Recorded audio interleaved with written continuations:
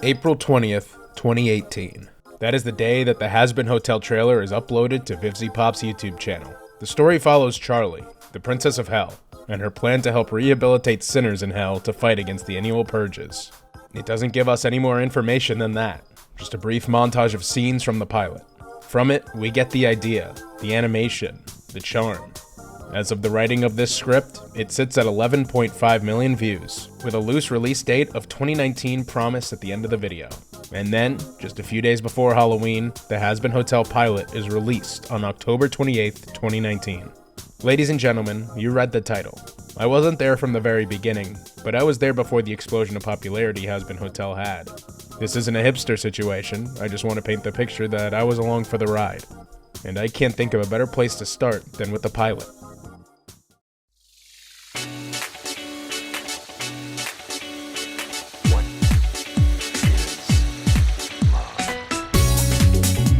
The pilot is the second most popular video on VivziePop's channel, sitting at 115 million views. It's almost been doubled by the Addict music video, which is nearing 200 million.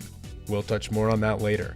The episode begins with the ending of an extermination, when the angels of heaven come to hell and exterminate the souls of sinners to prevent overpopulation. It's set to Charlie Morningstar singing Judy Garland's song, I'm Always Chasing Rainbows, from the 1941 musical Ziegfeld Girl. If you know anything about Judy Garland's life, you'll understand the perfect use of this song to describe the sorrow Charlie is feeling. Personally, I think the opening sequence is the best part of the pilot, specifically for this reason. Charlie's singing voice actress, Elsie Lovelock, does an incredible job to introduce the audience to just how Charlie is feeling, having to watch as those around her are subjected to this torture. Charlie is a princess with a good-natured heart, as opposed to the demons who surround her. She's the one person willing to search for a solution to end this bloodshed, as opposed to accepting the exterminations in order to continue to sin in death as they did in life. In this opening, we're given teases of some of the demons and overlords that will come into play later on, even if not in the pilot. The song finishes as she steps onto her balcony to observe the cleansing clock reset, setting the date for 365 days until the archangels return to repeat this process. The opening of the show feels so much different from anything Hazbin Hotel has done. It's setting a mark of inevitability, almost dooming Charlie's ideas to fail. I hope that, no matter what is said the rest of the video, that I find the opening of this pilot to be the absolute peak of anything this series has done. Following the title card, the only way I can describe the next few scenes is by calling them a barrage of character introductions.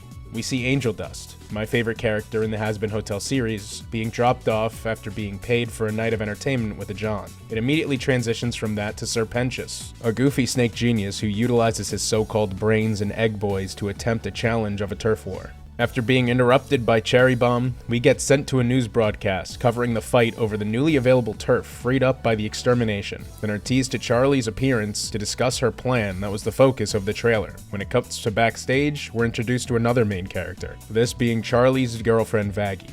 And I love Vaggie, probably because she's a hot-headed Latina who's missing an eye. I know I said I'm unbiased, but if you put a Hispanic as a lead role in your show, I'm probably gonna latch onto them. Anyway, Charlie goes on the show after being told not to sing. Katie Killjoy says this, I don't touch the gays. And then Charlie promptly sings.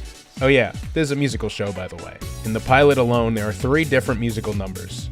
This catches the attention of a lot of people around Hell, all for the wrong reasons because her idea is promptly laughed at and mocked. But Charlie drops a bombshell, revealing that Angel Dust is her first applicant to this rehabilitation hotel, and surely he isn't doing something that would completely obliterate Charlie's confidence, making a joke out of her hotel and causing her to get into a fistfight on television. There is a moment that I like in the hotel scene, where after Angel Dust makes a sarcastic comment about food, he realizes how upset Charlie is about what happened, and he goes to take a step towards her to try and comfort her, only to back away. At the very least, there is some good in Angel. There's the bit of hope that this plan isn't entirely useless.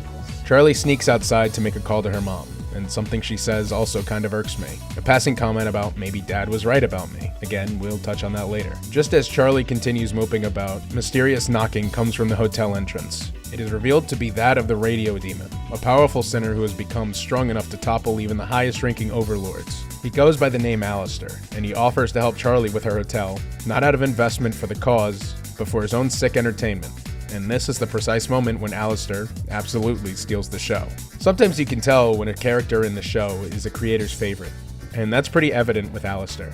The unique way his voice sounds as though it's coming through an old radio, mixed with the old-timey sound effects in the same way, and the energy that voice actor Edward Bosco brought. That sort of goes for the entire cast, including the crew that Alistair brings along to help with the hotel, and Husk, voiced by Mick Lauer, and Nifty, voiced by Michelle Marie. They're very fitting with the characters they portray. The stereotype of Vivzi's dialogue is, for the most part, pretty true, but I don't think anyone went into this pilot expecting The Godfather. With another musical number and brief display of Alistair's power, the pilot comes to an end. We aren't given a timeline, and we aren't given a hint as to what would come next. It would take a while before we heard anything out of VivziPop in terms of this universe. In fact, we would need to wait 9 months before the next entry of this world. On July 17th, 2020, a music video was released, and it was titled Addict, sung from the point of view of both Angel Dust and Cherry Bomb, preluding Angel Dust's time at the hotel. It showed his introduction to Valentino, the quick decline it had, and the destructive ways that both he and Cherry cope with escaping what haunts them. The song, unsurprisingly, is pretty good. No one was expecting something like that out of Hazbin with news and updates almost non-existent. But we wouldn't be as spoiled while we waited around this time. Roughly a month following Addict, it'd be announced that production company A24 picked up Hazbin Hotel. The pilot had done its job, and Hazbin Hotel was officially on its way to becoming a television show. Then, there was more silence. And more silence. Over a year would go by before we received anything in the way of development, and when we did, it was mixed with news we wish we didn't receive. On the bright side, the first season was announced. On December 21st, 2021, the Hazbin Hotel Twitter account posted a tweet of the hotel, saying that it was opening soon. But in the early hours of the following day, Michael Kovac made a tweet that signaled the changing of the guard.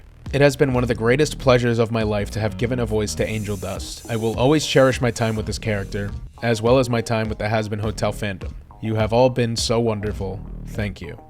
The voices of these characters in the pilot, who had been around far before Hazbin was even a pilot, were being replaced. Not fired, not shunned, just simply replaced. As you can imagine, fans weren't too happy, myself included. These characters weren't merely seen in a single episode and music video, but also in the years leading up to the release. Thankfully, it seemed that there were no hard feelings between the cast members, as they even performed one final song together, titled Thank You and Good Night, released in January of 2024, with the only one not performing being Monica Franco, who declined to join. The video was posted to Gabriel Brown's YouTube channel, Black Griffin.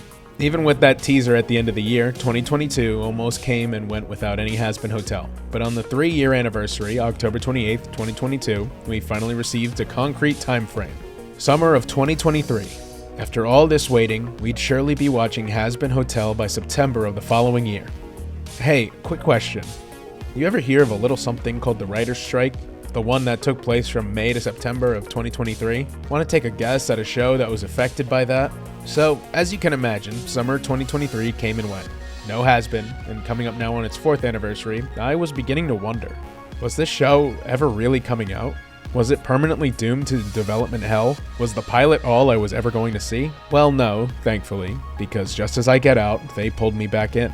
In September of that year, we received another video, this time including animation, our first look at how these characters have been redesigned, how they move, and we get our streaming platform, Amazon Prime Video, releasing in January 2024. And just to double down on the hype, we even get word that Season 2 is already confirmed. We get another video teasing the first song we've heard in this new series, with another confirmation of its release date. In December, the final trailer is released, and we are given, at long last, our release date, January 19th, 2024. It took over 1,500 days, but Hazbin Hotel was finally released. All that waiting, all that hoping, and all that time of telling anyone who would listen to watch the pilot. It was finally here. I sat in my chair, turned on the first episode, and I was thoroughly disappointed. I wasn't the same person I was in 2019 as I was in 2024, so maybe things had changed. But the first episode just didn't resonate with me, not in the slightest. So even though it took years to pull me in, I sat it aside and never thought about watching it ever again. I'm just kidding. Come on, you saw the title of the video. It's true. I had no desire or drive to give it a chance again after my first viewing. Until now. I watched through Hazbin Hotel Season 1, finally, and figured it was time. Time for me to give my full opinion on what they did right, what they did wrong, and whatever else comes along the way. It's taken roughly 4.5 pages of script to get to this point, so let's not waste any further time. Now that we've retraced what it's taken to even arrive at this possible point in time, I present to you a full and unbiased opinion of Hazbin Hotel.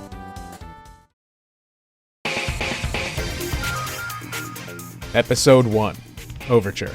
We start with Charlie reading from a book of her father's stories. Basically a 2-minute lore dump of how the gang arrived to where they are at the present day. Lucifer is called a dreamer, or something like that. Hell is where he's banished for posting feet in the armpit channel, and we pick up at the modern day, not long after the pilot. The story for the day is that Alistair tried to make a commercial for Charlie, basically shitting on the hotel idea. Charlie is not happy with it and refuses to air it. The rest of the gang is here too, tossing their input into the fold, and what the fuck, was that the Arbiter? Relax. I'd rather not piss this thing off. I swear to fuck if you say dick. I mentioned earlier that the voice cast got replaced, with a lot of the talent being Broadway performers, which just so happens to extend to the likes of Husk being voiced by Keith David. Welcome to hell, motherfucker! Back to the story at hand, Charlie is whisked away for the day when her father asks her to stand in on a meeting with some of the Archangels, leaving Vaggie and the rest of the hotel gang to figure out a commercial that she and Charlie will be content with. Charlie attends the meetings with the Angels, and we're introduced to Adam and Lute, and this right here was the scene that made me want to stop watching. Not only do I not like the song, nor the fact that every resolution or conflict needs to be highlighted with a song. Yes, I'm aware it's a musical, but this guy right here, Adam, is awful. I hate Adam, and I don't mean in a villain kind of way. When I was growing up, my family and I would watch The Walking Dead as it came out. When the prison arc came around, I absolutely despised the governor, but he was a character I loved to hate. He was intimidating, he was charismatic, and he's what Adam should have been.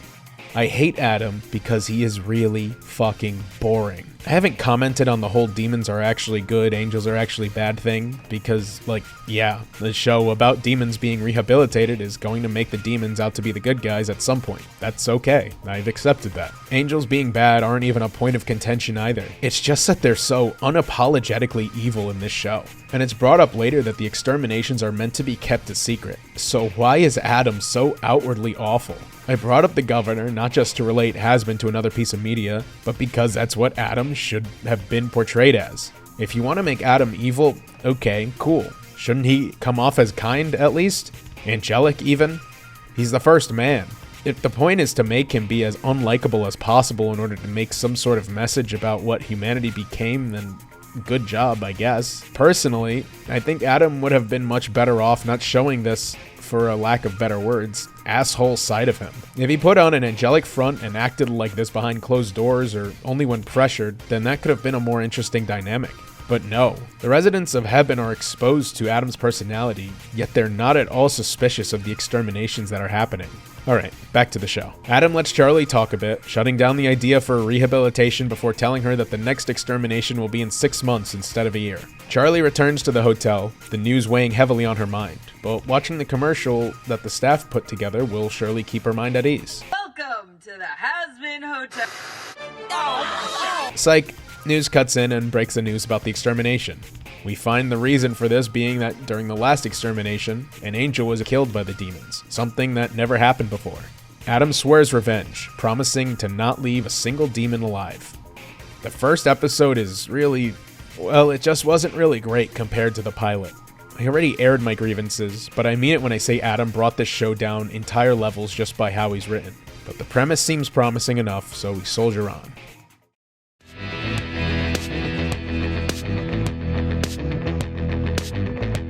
Trust me, this is vital to the video.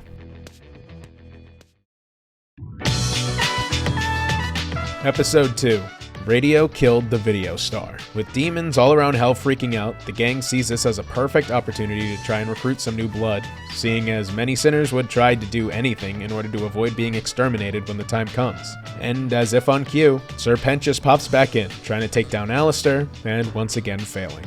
We get another lore dump, this time on the 3 Vs, Velvet, Valentino, and Vox, the 3 of which I actually find to be interesting characters. Speaking of Valentino, he's the one who brings up Alistair's reappearance to Vox, and he takes it well. And he is with Lucifer's daughter, and that wasn't the first fucking thing you told me! We get some backstory of their beef in the song Stayed Gone, and unlike the previous episode, this song is unfortunately kind of a banger. Might be the best in the season, honestly. Vox rose to power with Alistair gone, but the sequence shows just how easily Alistair not only gets under his skin, but reclaims his audience, even with a more dated medium. Vox devises a plan to try and get a mole into the hotel, and coincidentally, that's when Serpentius comes back. This time, it's not for a duel to the death, but instead as a member of the Hazbin Hotel. Seems like he might really mean it too, as he puts in a ton of effort right off the bat. This starts to put Angel in a bit of a pickle, starting to feel a bit out of place, or even jealous of the positive attention that Pentius is getting, making him retreat into his room. He finally looks into the mountain of texts and voicemails that Valentino has left him, each alternating between trying to sweet-talk him to come back and berating him for running away in the first place. Later that night, he starts to roam the hotel, only to figure out that Serpentius is planting cameras around the place. Wait, Serpentius was brought in immediately after Vox said they needed someone on the inside, and now he's revealed to be a snitch? The others are clearly unhappy with this, and Serpentius tries to ask Vox for help. Vox, ever the level head, offers a helping hand in these trying times. If they don't kill you, go ahead and do it yourself. Though even Serpentius is willing to accept his fate, Charlie intervenes, offering Serpentius a second, or rather a third chance, I guess, forgiving him and officially making him the second guest at the Hazbin Hotel. A much better episode than the first from what I remembered, with some room given for some character development and interaction given in the future.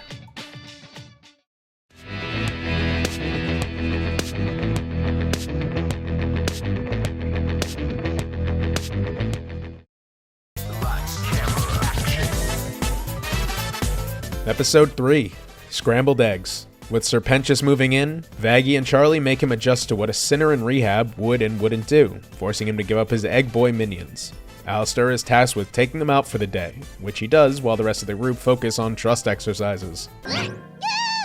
As it turns out, Alistair is attending a meeting with some overlords concerning the upcoming extermination. That's when Velvet pops in, treating the whole thing as an afterthought before suddenly plopping the beheaded angel noggin right on the table in front of everybody. She calls for a fight back against the angels, though Carmilla Carmine, the head of the meeting and well-known arms dealer, resists.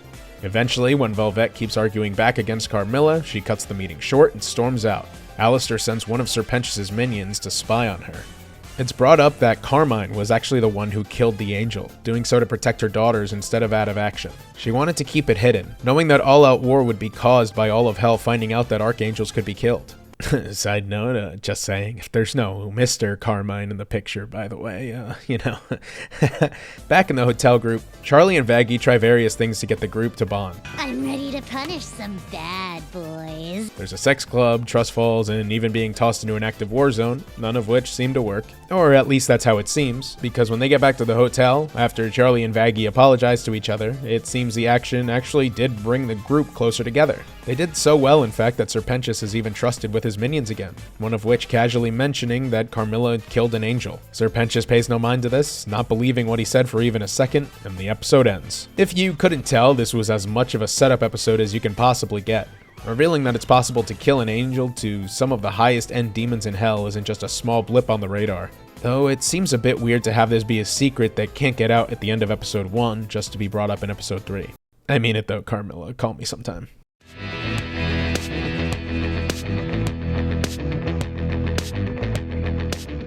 Wow, 11. That's a pretty low number. Maybe we've reached a turning point.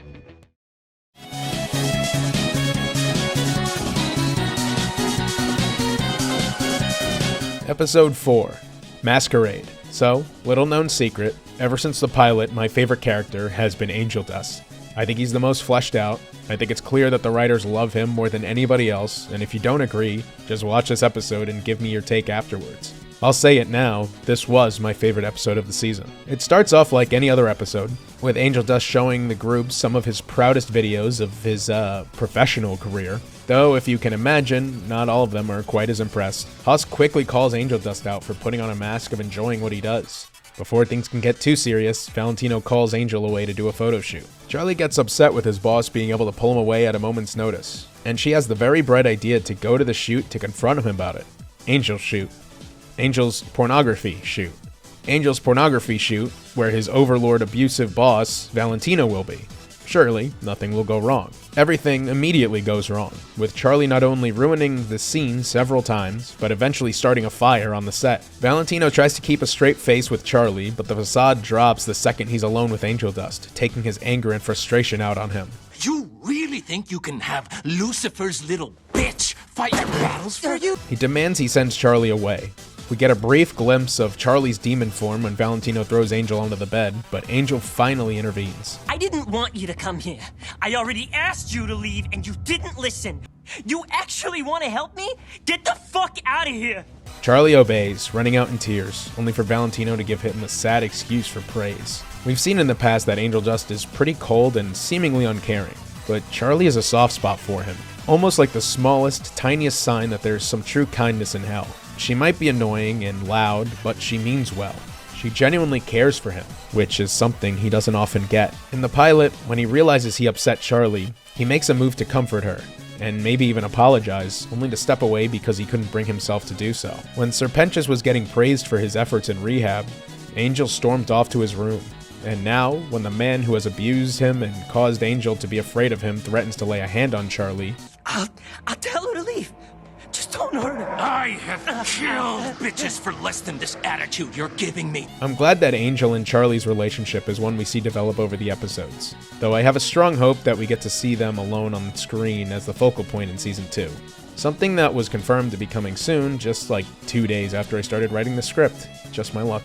Angel's song Poison offers a brief look into the torture that the porn industry puts Angel through, obviously leading to him being on edge whenever somebody calls him out for putting up a front, something Husk does immediately when he gets back to the hotel. Angel finally blows up on Husk too, pulling the "you'd be lucky to get with someone like me" cope when Husk keeps calling his flirting fake. Angel storms out, and Husk is forced to chase him down just to make sure that he's safe. He follows into a club, then noticing a guy spiking Angel's drink, Husk tries to stop him, grabbing Angel and yanking him out of there. They again start fighting, with Angel telling Husk that he was well aware that he was going to be drugged. This had been a vicious cycle, with Angel letting himself being taken advantage of over and over, with the end goal of being so disgusting that Valentino would finally leave him alone. If I can ruin myself enough in the process, I won't be his favorite toy anymore. And maybe he'll let me go. Husk relates to Angel, telling him that he too used to be an overlord, but he gambled away his powers. Eventually, he sold his soul to Alistair to keep them, at the price of always being on Alistair's chain. That's when Husk hits Angel with the cold hard truth. It doesn't matter Angel's fame or reputation. He's a loser, the same as Husk, and that isn't a bad thing, so long as you don't pretend to be somebody you aren't. As a wise pink rabbit once said, I am cringe, but I am free. Loser Baby is also another good song, and I'm starting to discover a pattern of me really liking the episodes that include songs that I really like. Husk and Angel fight off the rest of the gangsters from the club, heading back to the hotel where Angel and Charlie make up, with Angel thanking her for caring about him. When Michael Kovac was replaced as the voice of Angel Dust, I was heartbroken. I really did want to see what he could do in the full role, but I have to give credit to Blake Roman. He fits Angel's character, both in terms of voice acting and singing. I really do like his portrayal, even if I miss what Kovac brought to the role.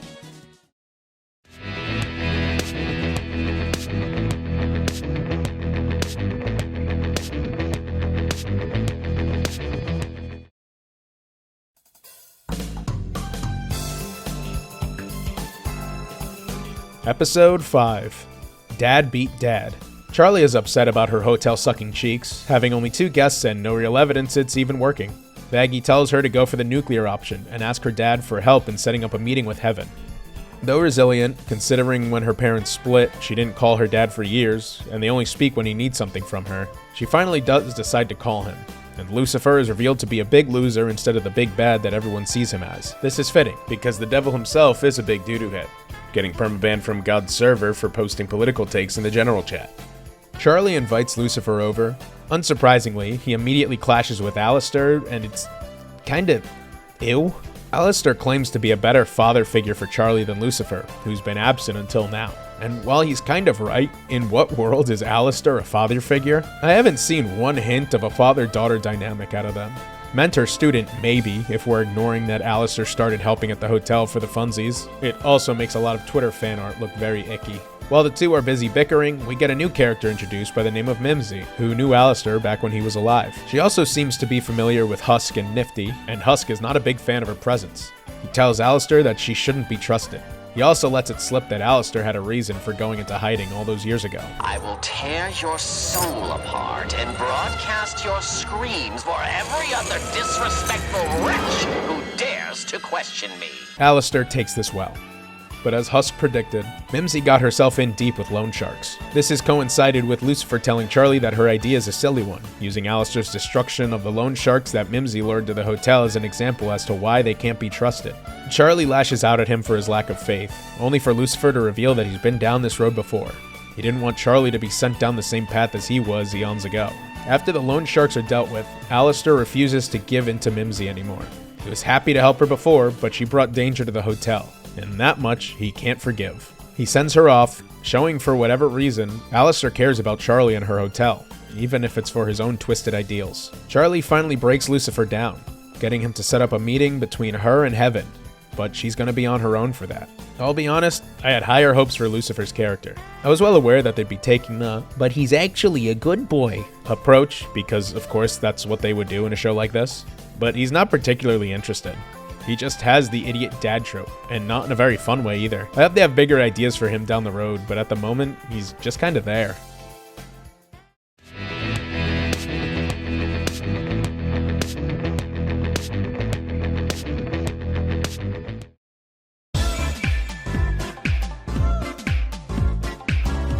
Episode 6. Welcome to Heaven. Dragging Vaggie along with her, Charlie prepares for her meeting with Heaven.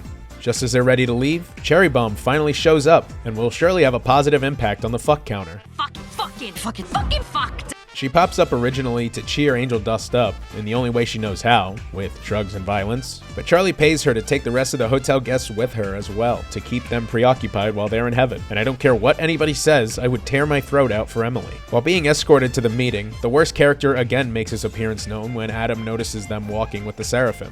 Deciding to make sure this meeting doesn't go well and that he ruins the episode entirely, he meets with Vaggie when Charlie steps out of the hotel, blackmailing her to ensure that the angels don't agree to end the exterminations and accept Charlie's idea. All this time, Vaggie has been an angel that was stripped of her halo and lost her eye because she refused to take the life of a child during an extermination. Just in case you weren't convinced that the archangels weren't supervillain levels of bad and thought that they might actually have an understandable reason for you to like them. Oh no, not him again. Things in court get off to a great start, with Adam tripping over what it takes for somebody to get into heaven, but manages to make a list of what it should take to get in, despite previously singing in the first episode that the rules are black and white, so this should be an easy layup, but whatever. Act selfless, don't steal, stick it to the man. Are you fucking serious? Charlie again brings up Angel Dust as an example, who almost manages a repeat of the pilot by fumbling at the worst possible time, as showing his current actions present him as reeling into a relapse, bringing his friends to a club for a night of drinking and other debauchery. I'm having sex with everyone!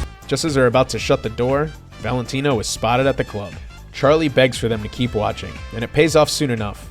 After having too much to drink, Nifty tries to steal some cleaning supplies, which Angel immediately stops. When they notice Valentino, they make a quick move to get out of there, but Nifty sneaks away from the group and rushes over to him. Angel tries to catch her, but it isn't soon enough. He notices her and immediately begins to think about putting her to work for him, something Angel isn't willing to allow. Fuck off, Val. Excuse me? I said fuck off. He's finally brave enough to stand up to Valentino, even at the cost of pissing him off. It doesn't matter what happened to Angel as punishment, he wasn't going to let what happened to him happen to Nifty.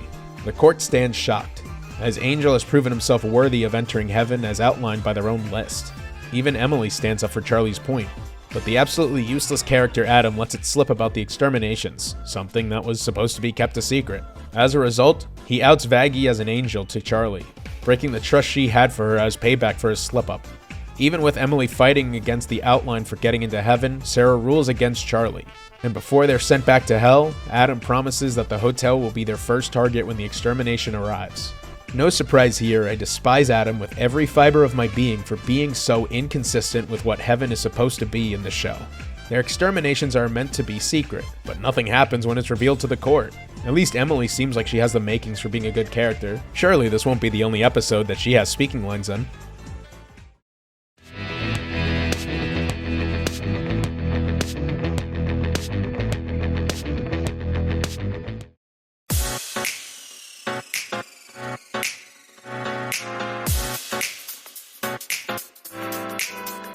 Episode 7. Hello, Rosie. Charlie has locked herself in her bedroom, not sure how to proceed with her plan or even her life, knowing that Vaggie has been lying to her this entire time. That, combined with the inevitable extermination that faces their hotel and hell itself, makes it primed for Alistair to strike. In exchange for the knowledge that archangels can be killed, Alistair makes a deal with Charlie that she will owe him a favor in the future, on the grounds that it doesn't involve hurting anybody. Now preparing for war with this knowledge, Charlie and Vaggie need to set aside their differences, with Vaggie being tasked with getting weapons from Carmine and learning how to kill angels, while Charlie and Alistair try to get numbers on their side.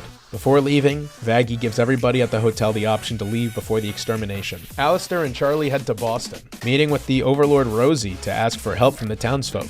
Listening to her proposal, Rosie is happy to offer her support, but Charlie will need to get the townsfolk on her side. They tend to stick together. So to get everyone to agree, she will need to get everyone to agree. Gathering the cannibals in the town square, Charlie tries her best to explain her plans, but Susan keeps heckling Charlie to the point of screaming at her, and she's pulled away by Rosie and Alistair. She has to vent to Rosie about Vaggie, explaining the entire situation and her lack of trust in her for hiding such a huge secret. Rosie tells Charlie that actions speak louder than words, and from what she's heard, Vaggie has proven her loyalty to Charlie time and time again. Finally confident that her love is honest, Charlie is ready to put that passion into convincing the cannibals, putting it into song about their plan and their need for help. Finally, they agree, hearing the opportunity to need an angel as far too great to pass up. While this is happening, Vaggie receives training from Carmilla to fight the angels, proving that the only thing you need to take down heaven are two fired up Latinas. And who can argue with writing like that? Carmilla shares with Vaggie the secret to killing angels, which is that they can only be killed using their own weapons against them. An entire room of overlords couldn't convince Carmine to do that, but Vaggie sure could. The two finally reconvene at the end of the day, reconciling for good before going inside to see that everybody has not only decided to stay, but reinforced the hotel to help prepare for war.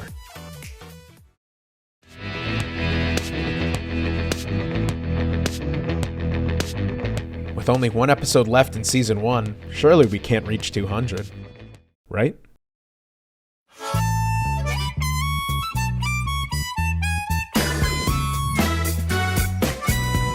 Episode 8. The show must go on.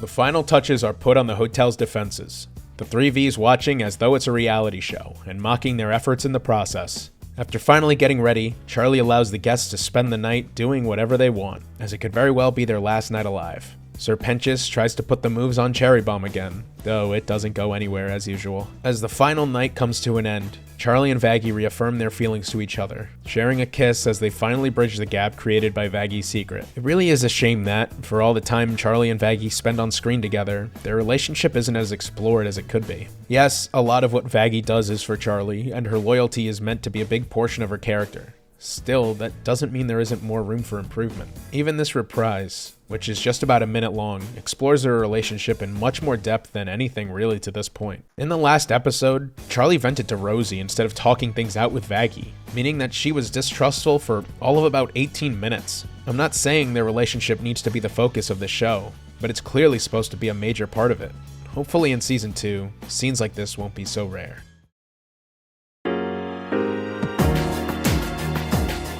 It's Extermination Day. Each side prepares for battle, with Adam putting a bounty on Vaggie's head. The invasion begins, and Alistair came prepared. He creates a barrier around the hotel, limiting how many angels could enter and catching them off guard. It becomes a massacre, with the angels not expecting the demons to have figured out how to kill them. Adam manages to destroy the shield, engaging in battle with Alistair as the rest of the sinners and demons take on the rest of the archangels. Alistair puts up a fight, even having Adam on the ropes early in the battle. But the moment Adam cuts his microphone in half, it nearly spells the end of the radio demon, being gravely wounded but managing to escape before he can be killed. Without Alistair, there was no defense against Adam. With none of their own strong enough to take him down on their own, Serpentius decides to make the ultimate sacrifice, but not before finally gaining the courage to kiss Cherry Bomb and attack Adam head on. It was very satisfying to see him take this massive leap in his story arc. I can't wait to see how he's developed in the future, and to see where they take this relationship between two opposite characters like Serpentius and... Oh. Okay. With Serpentius' death, Charlie is finally pushed over the edge. She finally takes on her demon form, attacking and battling Adam while Vaggie handles Loot. You really need to hand it to Loot. She's able to go hand to hand with an archangel like Adam's former right-hand woman. Handling yourself in a battle like that usually costs you an arm and a leg.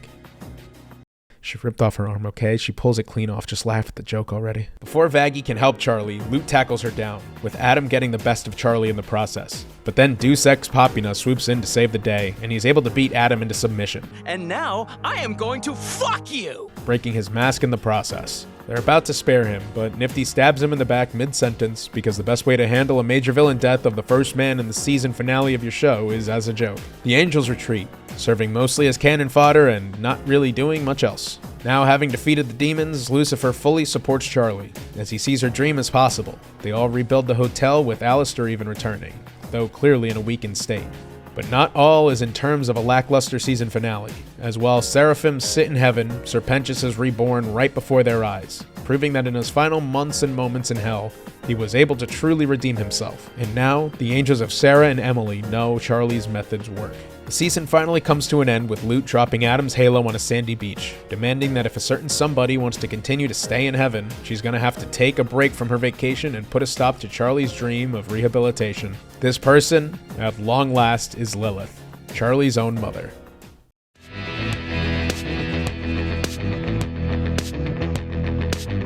Oh, god damn it. Well, we sit here at the end of a long season of binge watching. 5 years in the making. Was it worth it? It's hard to say. On one hand, it really did feel like much of the show failed to compare to even the pilot, and a lot of the characters were either ignored or underused. Maybe it was my fault for setting my expectations so high on a project that seemed to go through delays and setbacks like it was an Xbox title. Well, so what's the verdict? What was the point of me sitting here and talking for the last however long this video ends up cutting down to? Let's refer back to the title, a full and unbiased recap of Hazbin Hotel. I came into Hazbin Hotel, built up on years of trailers, teasers, and plenty of merch drops.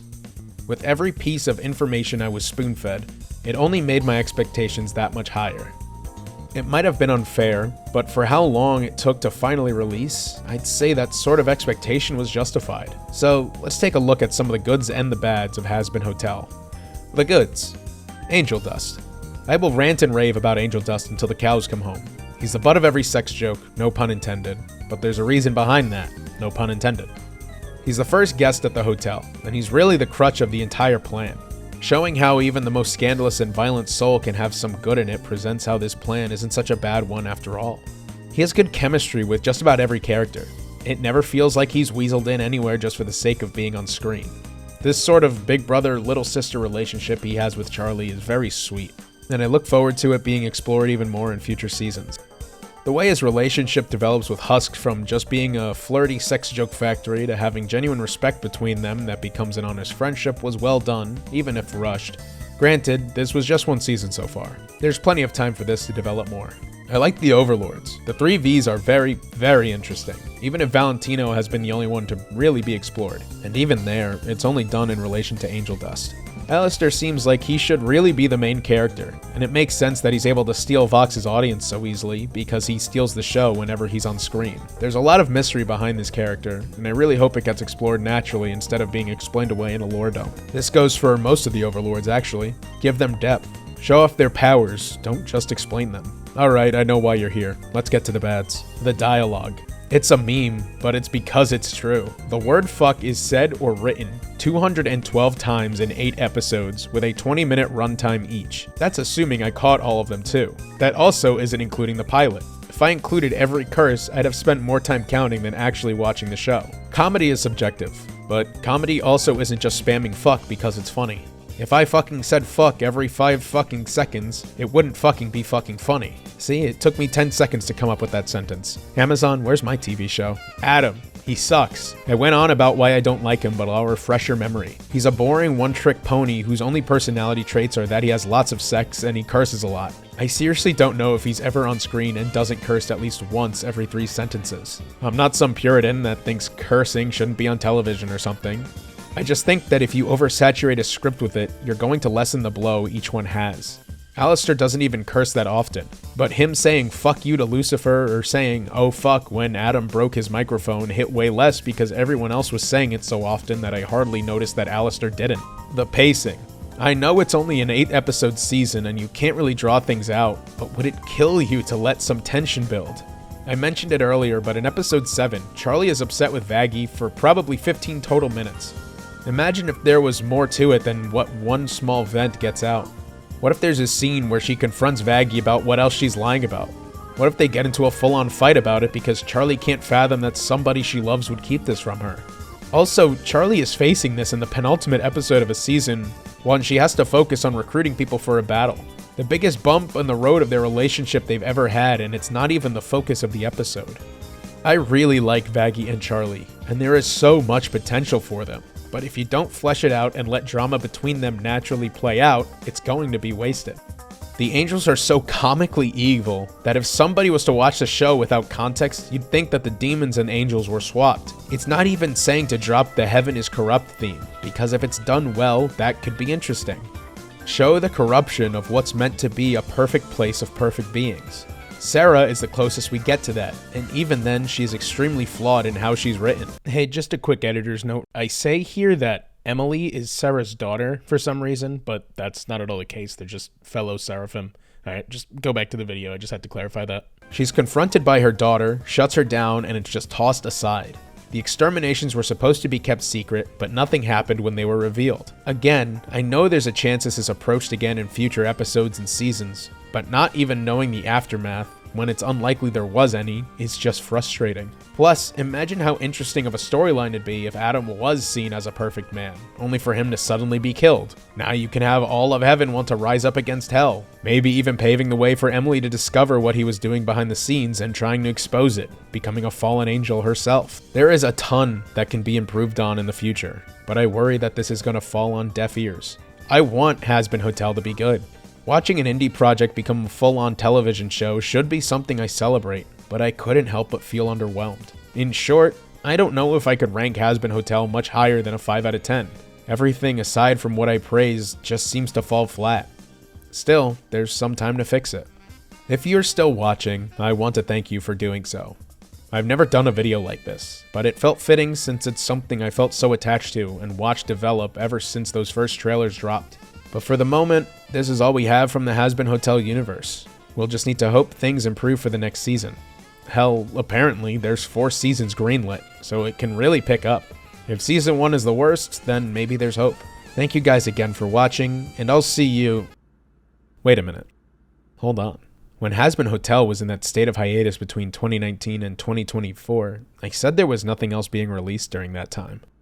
But something did come out during that time. Something much different. What's the matter, Demon Hunter? Never seen a real demon before.